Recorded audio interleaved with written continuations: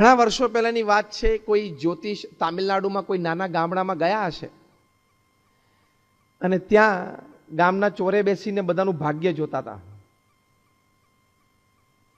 એમાં એક માતા એમના 5-7 વર્ષના નાના બાળકને લઈને ત્યાં ચાલ્યા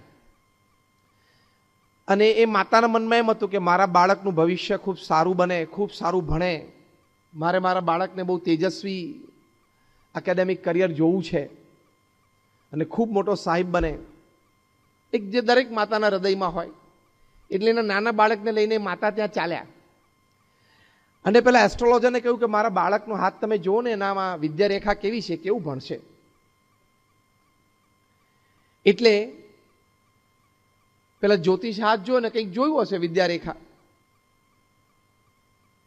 અને કહ્યું કે આ બાળકના ભાગ્યમાં સારો વિદ્યા અભ્યાસ નથી. ત્યારે પેલા માતા તો બહુ મૂંઝાઈ ગયા. એને એમ થયું કે હો, મારું આ સ્વપ્ન તૂટી ગયું. 2-3 વખત એમને આગ્રહ કર્યો કે સાહેબ તમે બરોબર જુઓ. ત્યારે ફરી વખત એસ્ટ્રોલોજરે કહ્યું કે ભાઈ એને વિદ્યારેખા નથી. પેલા બાળકે પૂછ્યું કે કોઈને સારી વિદ્યારેખા હોય તો એ ક્યાં હોય? એટલે કંઈક પેલા એસ્ટ્રોલોજરે બતાવ્યું હશે આવું કંઈક છે એમ. પછી તો ઘરે આવ્યા, એની માતા તો ખૂબ રડ્યા કે મારો બાળક સારો અભ્યાસ નહીં કરી શકે. બાળક તો રસોડામાં ગયો, કિચન નાઇફ હાથમાં લીધી અને ચીરો પાડી દીધો હાથમાં. જે રેખાની દિશા પેલા જ્યોતિષે દેખાડી હતી અને લોહીની ધાર છૂટી. એની માતાએ જોઈને ચીસ પાડી કે તે શું કર્યું? ત્યારે પેલા નાના બાળકે કહ્યું કે મમ્મી, ભગવાન મારા હાથમાં વિદ્યા અભ્યાસની રેખા મૂકતા કદાચ ભૂલી ગયા હશે તો આજે મેં મૂકી દીધી. This is how you excel in your exams. મેં મૂકી દીધી. હું અભ્યાસ કરીશ, સારો અભ્યાસ કરીશ, પરદેશ ભણવા જઈશ અને પરદેશ ભણાવીશ પણ ખરો. That little boy, he went to England for his studies. He became MA with English from Oxford University. Later on, he became visiting faculty at Oxford.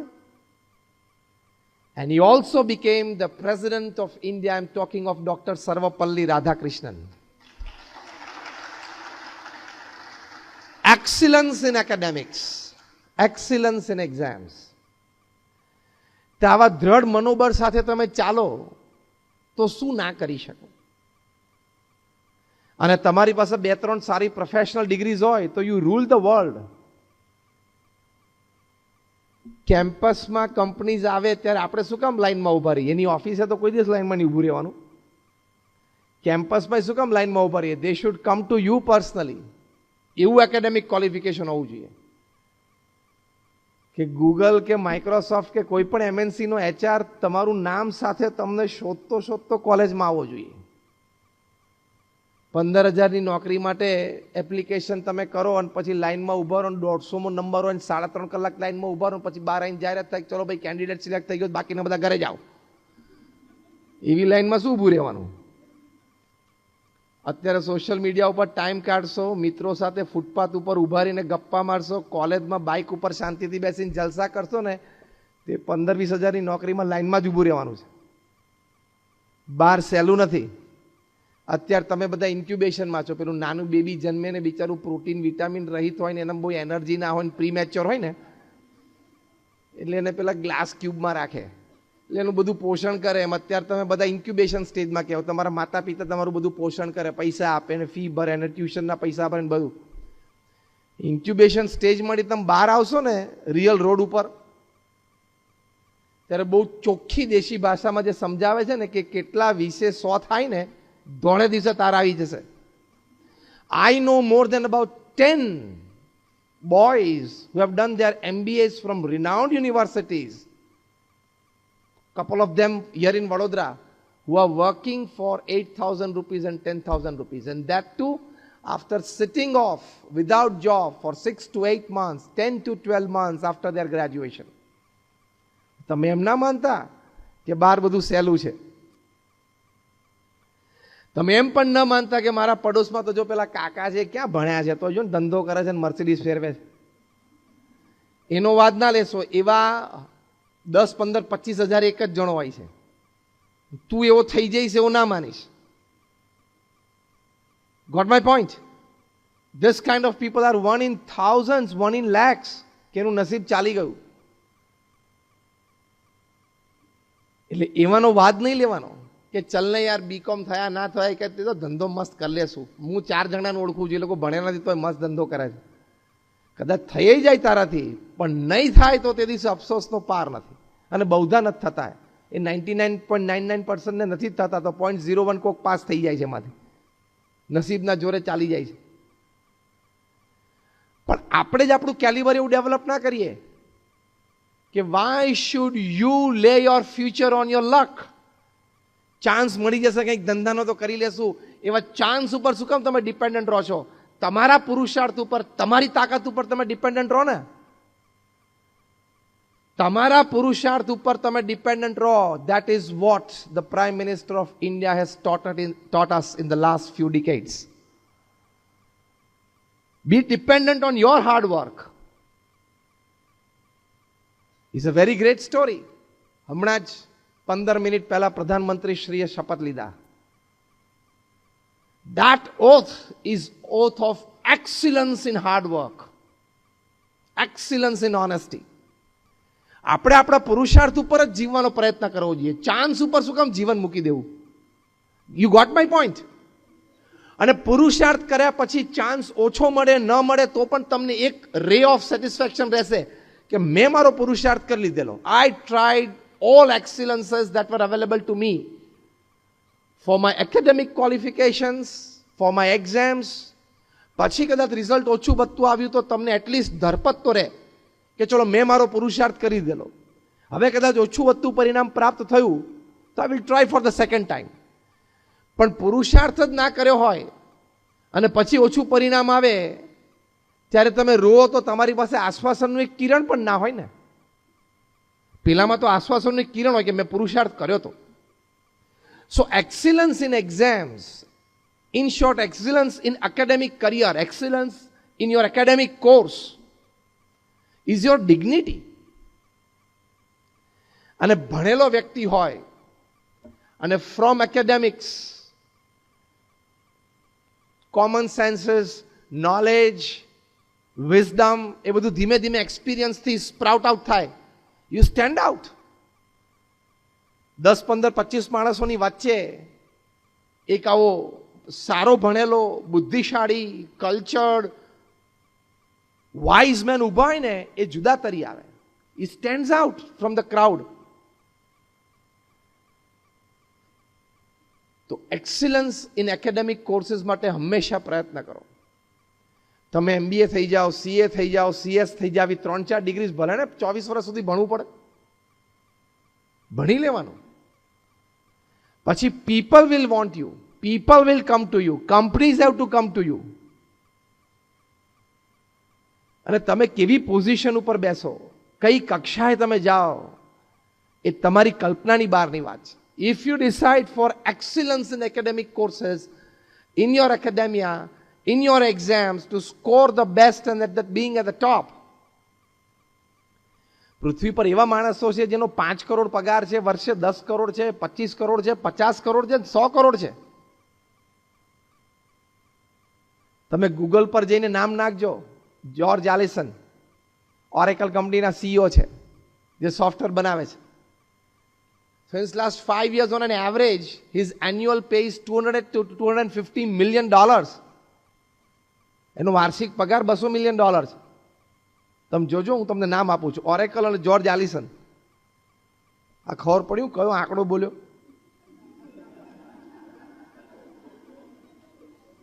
What is $200 million? $1 million is 7 crore rupees. જો ડોલરનો અત્યારે તમે round figure આપણે લઈએ calculation માટે 70 રૂપિયા. $1 million એટલે 7 કરોડ રૂપિયા થયા. $200 million એટલે 1400 કરોડનો પગાર થયો. 1400 crore rupees per annum is his salary, his pay.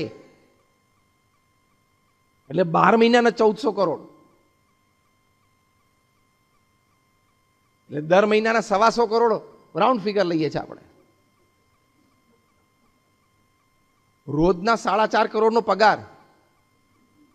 તું વડોદરાની કોઈ પણ કોલેજમાંથી MBA થઈ છે, તારી જિંદગીમાં આટલું નહીં કમાતું. What is 4.5 crores? You know, that is his per day income, salary.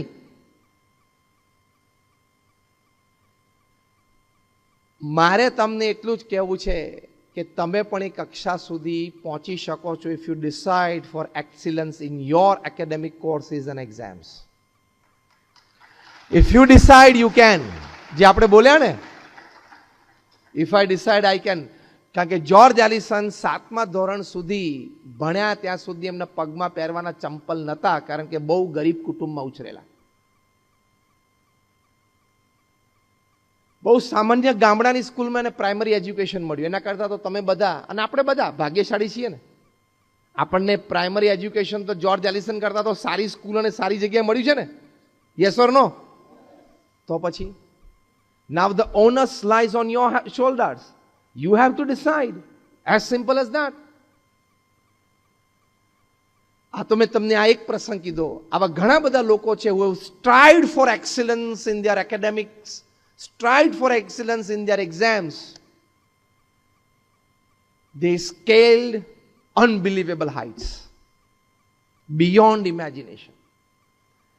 એટલે અહીંયા બેઠા છો તમે બધા, સંકલ્પ કરો કે મારે પણ આ કક્ષા સુધી પહોંચવું છે.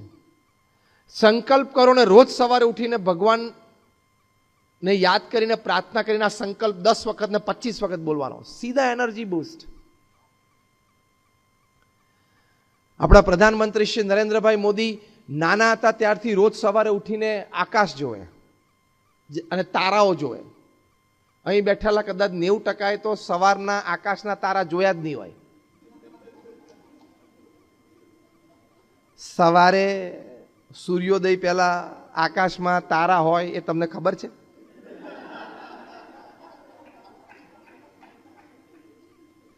કારણ કે 1:30 વાગ્યા સુધી વોટ્સએપ ને સોશિયલ મીડિયા ચાલ્યું હોય.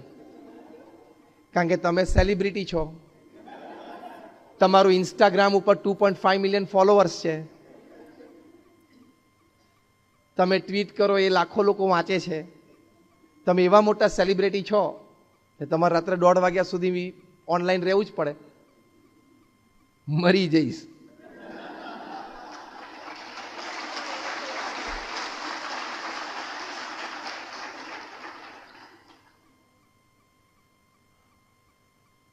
અને કોક ટ્વીટ કરે, લાખો લોકો ટ્વીટ કરે, એમાં આપણે શું જોવાનું?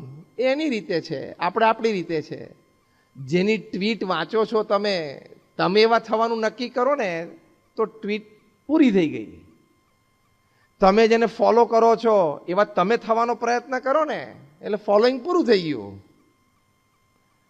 આપણે કંઈ એવું અભિમાનમાં નથી રાખવું કે લોકો મને ફોલો કરે, પણ આપણે જેને ફોલો કરીએ જેવા આપણે થવું છે. એટલે એક્સલન્સ કેળવવાનો પ્રયત્ન કરવાનો જ.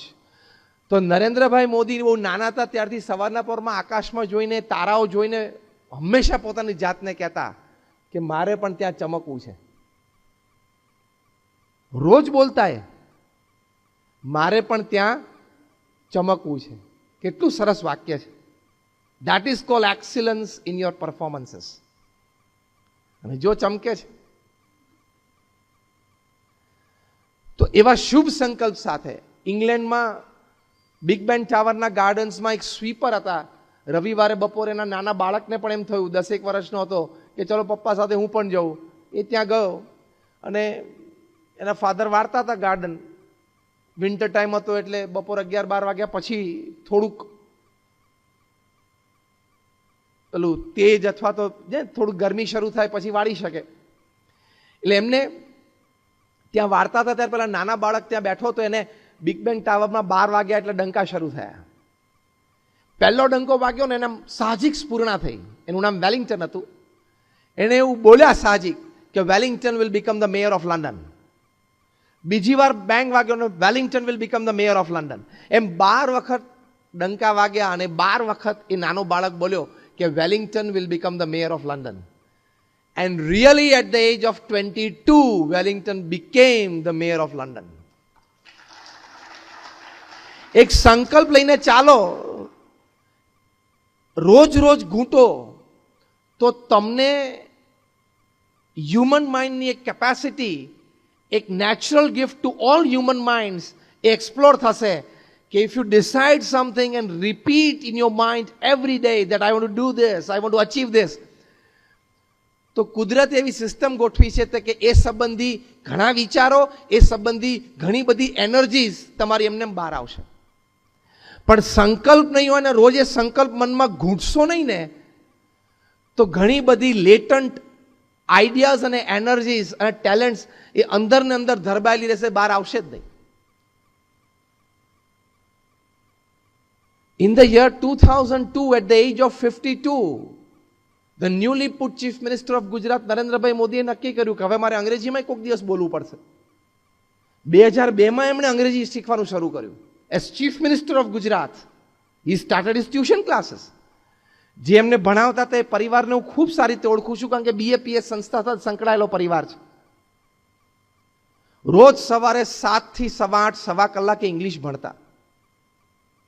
અને આજે આપણે જાણીએ છીએ ઘણું સારું અંગ્રેજી પ્રવચન કરી શકે છે અને ઘણું સારું બોલી શકે છે. 52 વર્ષે એક ભાષા શીખવી, અને એ પણ રાજ્યના મુખ્યમંત્રીની જવાબદારી સાથે, તો તું તો 18 વર્ષે નવરો જ છું, તારે ક્યાં બીજું કંઈ કામ છે?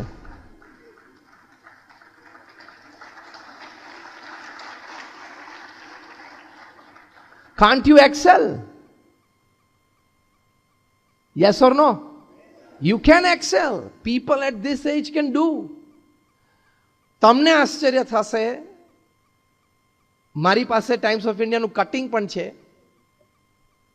લગભગ 8-10 મહિના પહેલાની ઘટના છે.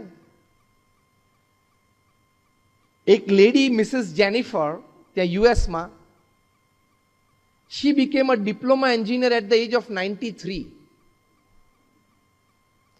નાનપણથી એનું એક સપનું હતું કે મારે એન્જિનિયર થવું, પણ રૂરલ એરિયામાં ઉછર્યા હશે, બીજી બધી ફાર્મિંગની જવાબદારી હતી, ખેડૂત પરિવારમાં જન્મ થયેલો એટલે, અને જીવનકાળ દરમિયાન પછી બધી સાંસારિક જવાબદારીઓ આવી ઇત્યાદિકમાં એમનું સ્વપ્ન પૂરું ના થયું.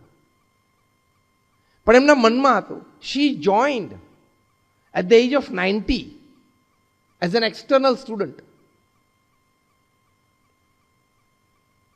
She became diploma engineer at the age of 93. Unfortunately, convocation day ના બીજા જ દિવસે એમનું હાર્ટ એટેકથી મૃત્યુ થયું. પણ એમને એમનું એક સ્વપ્ન 93 વર્ષે પણ પૂરું કર્યું. ત્યારે તું હજી એનાથી અડધાનો અડધો છું ઉંમરમાં. હા, અડધાના અડધો છું. તો યુ કેન ડુ. એટલે એક્સિલન્સ ઇન એક્ઝામ્સ માટે આ 3 મુદ્દા મેં તમને સમજાવ્યા. પહેલો મુદ્દો એ સમજાવ્યો કે પ્રચંડ પુરુષાર્થ, 10-12 કલાક ભણવામાંથી કોઈ દિવસ નિરાશ ના થતા, આળસતા નહીં, તો તમારું ફ્યુચર ઇઝ વેરી બ્રાઇટ. બીજો મુદ્દો મેં તમને સમજાવ્યો કે અભિગમ હંમેશા રાખજો કે this is a very serious part of my life, અને સારી રીતે ભણજો. અને ત્રીજી વાત આ કરી, સંકલ્પ દ્રઢ રાખજો. એ સંકલ્પ રોજ ઘૂંટજો. I want to do it, I can do it, I will do it, રોજ કહેવાનું. થઈ શકે. તો આવી રીતે you can have excellence in your academics and excellence in your exams. અને એક્ઝામ્સના પરફોર્મન્સ માટે ખૂબ ઘણી બધી વાતો છે, પણ ટૂંકમાં એક નાની વાત એટલી કરવાની કે success and failure are part of it. તમારે તો સારું સ્કોર કરવું હતું, પણ તમે જે વાંચવામાં અને પ્રિપેરેશનમાં ઓપ્શનમાં છોડ્યું ને એ જ પૂછી ગયું, એટલે પ્રોબ્લેમ. તમે જાતે જજમેન્ટ લઈ લીધું કે આ છેલ્લા 5 વર્ષના પેપરમાં છે ને આ પૂછાણું જ નથી, એટલે હવે નહીં પૂછાય, તો એ જ પૂછાણું 20 માર્કનું 100 માંથી. એટલે એક્ઝામ્સ આર પાર્ટ ઓફ, એટલે failures and successes are part of exams. તો એકાદ એક્ઝામ પેપર અથવા તો એકાદ એક્ઝામ ડલ ગઈ, ઓછી ગઈ, તો હતાશ ના થવું, નિરાશ ના થવું. જીવનના છેલ્લા શ્વાસ સુધી સક્સેસ એન્ડ ફેલિયર્સ કમ ઓલ્ટરનેટિવલી. આખા પ્રવચનમાં તમને બીજી કોઈ વાત યાદ ના રહે તો આ એક વાત યાદ રાખજો કે success and failures will alternatively again come in your life. આવશે જ. લડી લેવાનું, હિંમત રાખવાની, સવાર ઉઠીને ચાલવા માંડવાનું, થશે. With hope, with aspirations, with all the strength and all the resources that you have, keep moving.